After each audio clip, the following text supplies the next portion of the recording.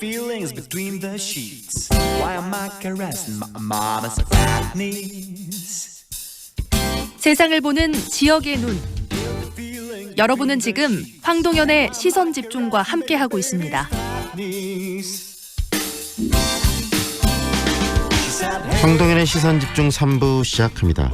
공공기관 계약 비리를 방지하는 제도, 일명 원스트라이크 아웃 제도를 규정한 법률 개정안이 국회에 제출이 됐습니다. 어떤 내용을 담고 있는지 해당 법안을 대표 발의한 민주평화당 황주영 정책위 의장 연결해서 관련 이야기 들어보겠습니다. 안녕하세요, 의장님.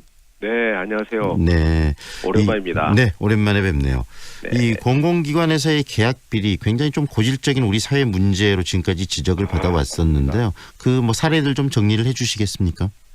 우리나라 엉터리라고들 얘기 많이 하는데 그 중에서도 공공기관들의 이 비리 네, 심각합니다.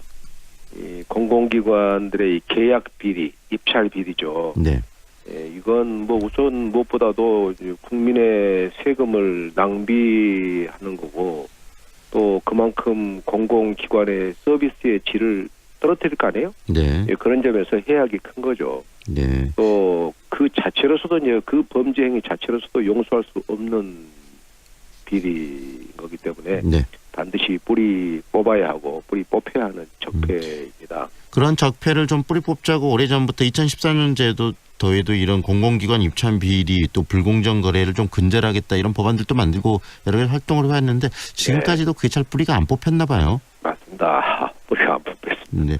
그래서 이번에 지난 2012년에 네. 왜 이 원자력 요새 말썽나는 원전의 납품업체가 납품을 하면서 직원들과 짜고 부품의 원가를 부풀렸어요. 네. 심지어는 부품 성적서까지 조작했던 사건이 있었습니다. 네. 바로 한 해 전에 일본의 후쿠시마 원전 사고를 우리가 경험했음에도 불구하고 말이죠. 네네. 원자력 발전소에 불량 부품을 사용했던 겁니다. 네. 그래서 이태 후인 2014년에 정부에서 아까 말씀한 이제 근절 과제를 네. 만들고 이제 이른바 원 스트라이크 아웃 제도 한 번이라도 걸리면 바로 문제를 삼겠다. 바로 네. 2년 동안은 자체 계약을 못하게 하고 네. 이제 중립성이 보장된다고 볼 수 있는 조달청에다가 계약 업무를 위탁하게 하는 제도를 만들었습니다. 네. 네, 이것이 이제 기획재정부의 부령, 그러니까 법보다는 하위인 거죠. 네. 부령으로 만들어서 지금도 시행하고 있습니다. 네. 이번에 그런 부분을 좀 더 강화하기 위해서 이 법률 개정안을 우리 의원님께서 낸 것으로 알려졌는데요. 우리 의원님께서 발의한 법안에는 어떤 부분을 담고 있습니까? 네. 우선 아까 말씀한 기획재정부 부령이 있음에도 불구하고 작년에 감사원에서 우리 공공기관들 한 절반 정도를 감사를 해봤더니 네. 사고 치고 나서 조달청에다가 위탁을 한 데는 한 15%에 불과하고 네. 85%는 버젓이 비리기관에서 비리 업체들하고 서로 계약을 하고 자체 발주를 한 겁니다. 잘 안 지켜져 왔네요. 말도 안 되는 일이죠. 네네. 소리였습니다. 그래서 안 되겠다 싶어서 이제 법으로 이걸 좀 강제를 시키는 이런 것을 저희가 생각하게 되었습니다. 결국은 불령으로 이렇게 있으면서 그렇게 법이 잘 지켜지지 않는 부분이 있었기 때문에 실질적으로 더 법안으로서 집어넣어가지고 법안에 명기를 해서 더 이 부분을 꼭 지킬 수 있도록 지금 강화시켰다는 말씀이시네요. 네네. 불령이라 해서 안 지켜지는 것은 아니죠. 법에 준하는 그 성격을 갖습니다. 그런데 한 번도 관리 감독을 안 했어요. 그러니까 이게 서로 어떤 의미에서는 다 짝짝꿍이라고 해야 할지. 그죠? 아니, 만들어 놓고서 법에 준하는 불령을 만들어 놓고서 한 번도 시행을 안 하고 관리 감독 안 하면 그 이스라만 아니에요? 그렇죠. 의미가 없는 거죠. 그래서 이번에는 그 감독 기능을 이제 무조건 저희 이번에 법은 저지르면 무조건 원 스트라이크 아웃. 반드시 바로 2년 동안은 계약 업무에서 배제를 시키고 그리고 그 의무를 충실히 하지 않았을 경우에는 처벌 규정을 강제하는 그런 법 개정을 준비했습니다. 결국은 감독을 강화해서 그런 것들을 적발을 확실하게 해낼 수 있도록 하고 그다음에 처벌 규정까지 집어넣어서 그런 것들이 제대로 지켜질 수 있도록 지금 법을 강화했다는 말씀 아니겠습니까? 네, 그렇습니다. 정말 중요한 것은요. 그런 어떤 법안들을 통해서 우리 사회가 좀 더 투명해져야 되는 것이 일종의 적폐청산인데 그런 부분들이 문재인 정부에 들어서도 잘 이루어지지 않았다라는 거 아니겠습니까? 네, 네. 이게 참 우리 사회에 고질적인 것 같아요. 어느 정권의 문제가 아니라 누적되어 온 그러니까 정권이 달라져도 네. 조금도 큰 변화 없이 계속 저렇게 누려져 오는 이런 문제를 하루아침에 할 수는 없겠지만 네. 이번에 이 법 개정이 이제 국회에서 통과가 되면 네. 상당한 효과를 기대합니다. 저희는 이제 네. 우선은 제도의 이제 구속력도 좀 강화하고 네. 그다음에 개혁 업무를 좀 투명하고 공정하게 해야 하지 않겠습니까? 네.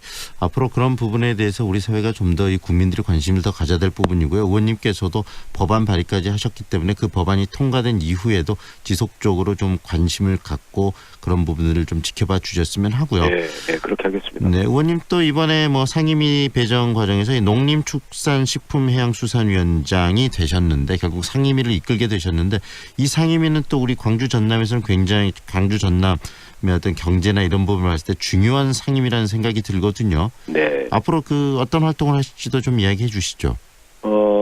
이제 너무 이름이 긴데 하여튼 농업, 수산업, 네. 해양 이런 걸 이제 농림, 축산, 그다음에 해양, 또 식품까지 결국은 이 광주 전남에서 가장 중요한 그렇습니다. 상임이 아니겠습니까? 예, 광주도 광주고 특히 이제 이 전남에 네. 이제 상당히 중요한 이제 분야를 맡게 되었습니다. 네.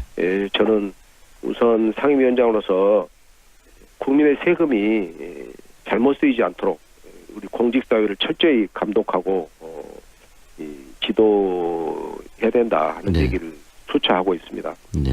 우리나라는 이 공직사회가 바로 서지 않고서는 우리나라 제대로 되기 어렵습니다. 공직사회는 우리 사회의 영원한 슈퍼갑입니다. 갑을 관계 얘기하는데 네. 공무원은 갑인데 그 중에서 슈퍼갑입니다. 그것도 영원한 슈퍼갑입니다. 네. 영원한 슈퍼갑을 좀 손질하지 않는 저는 문재인 대통령, 문재인 정부 정말 심히 유감입니다. 이 공무원 사회 개혁 없이 김대중 대통령이 하셨던 것처럼 공직사회에 대한 개혁 없이 우리 사회 고통 분담이 이루어지기 어렵고 네. 또 그렇게 해서 우리나라의 제도 개선 그렇게 해서 우리나라 전체가 개선되는 효과 거두기 어렵다고 보고 있기 때문입니다. 저는 이제 국회 13개 위원장 중에 한 명이지만 네. 제 나름대로 최선을 다하려고 합니다. 두 번째는 국회 내에서 여야가 싸우지 않게 하는 것 제 꿈입니다. 네. 우리가 싸워야 할 것은 300만 농어민을 힘들게 하고 비참하게 만드는 상대적 가난과 싸워야 하는 것이지 여야 의원들이 싸워야 하는 것은 아니라고 저는 믿고 있기 때문입니다. 네.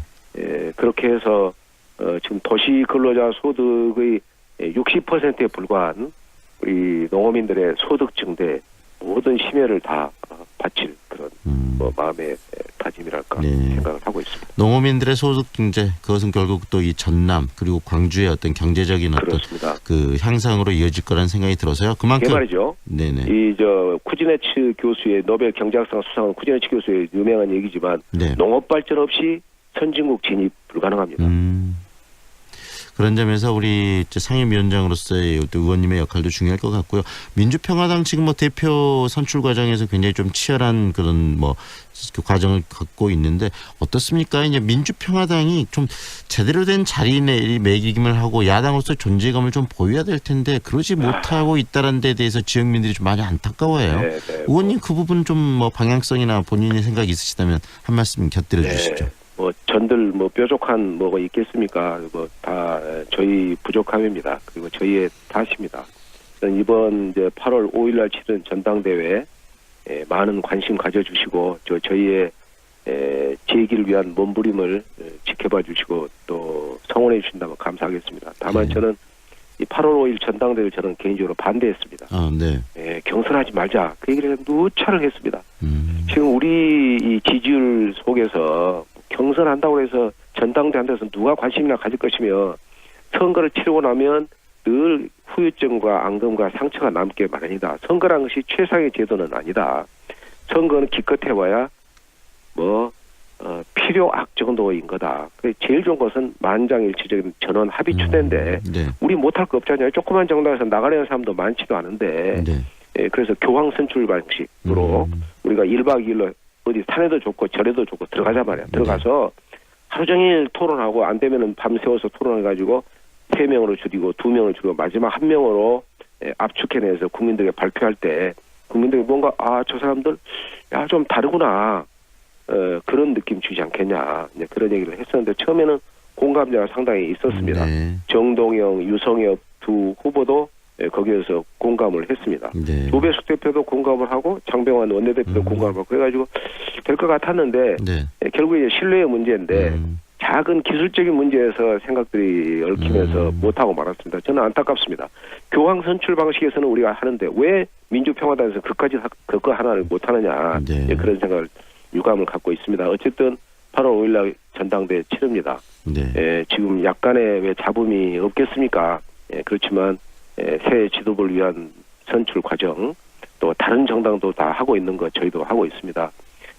그래도 우리 호남의 지역구의 의원들의 대부분이 민주평화당에 있습니다. 네. 우리 호남의 지역민들께서 저희를 좀 더 애정 어린 시선으로 지켜봐 주시고 저희는 무언가 이 문재인 정부에 대해서 우리가 지지하고 협조할 것은 대승적으로 적극하되 또 잘못되어 있는 예컨대 경제정책 같은 거 이것은 대안이 있는 비판을 해서 이 나라가 제대로 되도록 그리고 정말 필요한 실력이 있는 야당이구나 하는 느낌이 들도록 하겠다는 그런 책임감으로 지금 노력하고 있다는 말씀 드립니다. 정말 존재감 있는 이 야당의 모습을 좀 보여주기를 지역민들 그리고 또 뭐 그 많은 분들 지지하시는 분들은 간절히 바라고 있지 않을까 싶습니다. 오늘 말씀은 여기까지 듣겠습니다. 고맙습니다. 감사합니다. 네, 지금까지 민주평화당 황주홍 정책위원회 의장과 함께했습니다.